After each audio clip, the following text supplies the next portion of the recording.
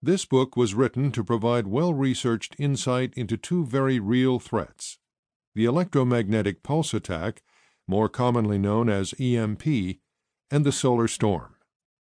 Many people mistakenly believe that these threats were dreamed up by overzealous survivalists, pining for the end of the world.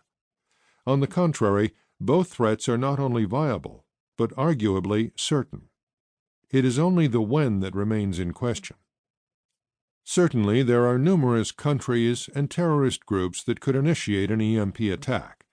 A single nuclear warhead, detonated at the right altitude, could cause more than $1 trillion in damage, both to personal property and infrastructure, and leave much of our nation without electrical power.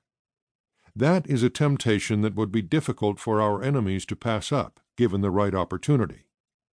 High-level politicians have been briefed on the threat through councils and official inquiries, but as of yet have taken little definitive action to protect our nation. Likewise, solar storms are happening every day. The Earth was recently missed by a couple of very large coronal mass ejections that could have severely disrupted our electrical grid. Imagine trying to live without electrical power for months while repairs were being made.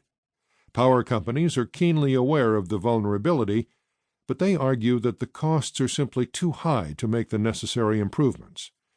Instead, they hope that sun monitoring satellites that NASA is putting into place will provide ample time to shut down the power grid before extensive damage can occur. According to most experts, however, current satellite systems will not provide adequate warning.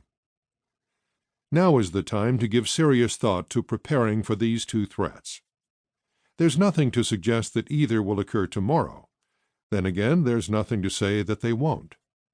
My suggestion is to include these threats as part of your broader disaster preparedness plan. Specifically, think about how you can establish micro-infrastructures, such as food, water, power, fuel, communication, etc., to replace those that would likely be disrupted. Rolling those preparations into a broader disaster preparedness plan will make you and your family better prepared for a wide range of threats. When writing this book, I not only researched everything publicly available on the two subjects, I also conducted numerous hands-on experiments. Having worked in the area of electromagnetics for a number of years, I was able to set up meaningful experiments that allowed me to evaluate the effectiveness of makeshift Faraday cages, something that I hope will be useful to others looking to protect their electronics.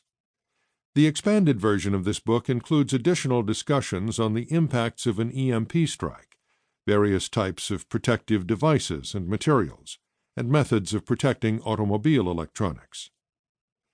This book was intentionally kept brief and to the point. Only a cursory overview of basic or end-of-the-world preparedness was provided, as there are already several exhaustive guides on those topics. Rather, it is focused on understanding two very specific threats that are often misunderstood and misrepresented. To keep listening to this audiobook, I've left you a link in the description so you can do it, at no cost thanks to Audible's 30-day free trial.